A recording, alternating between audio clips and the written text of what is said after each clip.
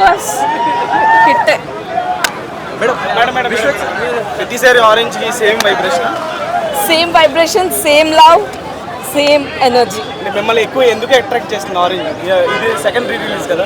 So బేసిక్గా thing ఏంటంటే ఏదైతే ట్రూ అదే కరెక్ట్గా చెప్పారు. లవ్ అయితే నిజంగానే లైఫ్లో బాగోదు, స్లోగా ఉంటుంది ట్రాఫిక్ లాగా. I believe the same still. ప్రతిసారి ఆరెంజ్ లో రామ్ చరణ్ గారు ఎప్పుడు ఫ్రెష్ గానే కనిపిస్తారు.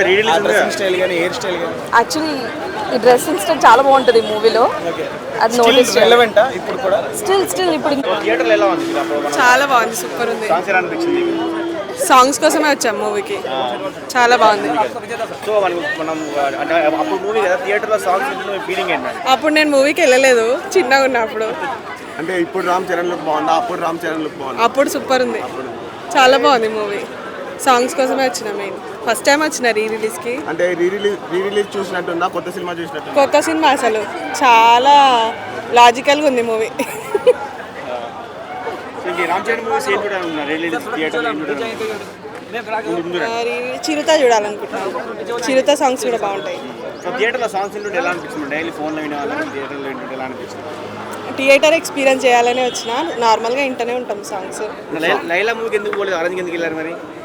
ఆరెంజ్ నా ఫేవరెట్, చాలా బాగుంది మూవీ, చాలా ఇష్టం. Thank you.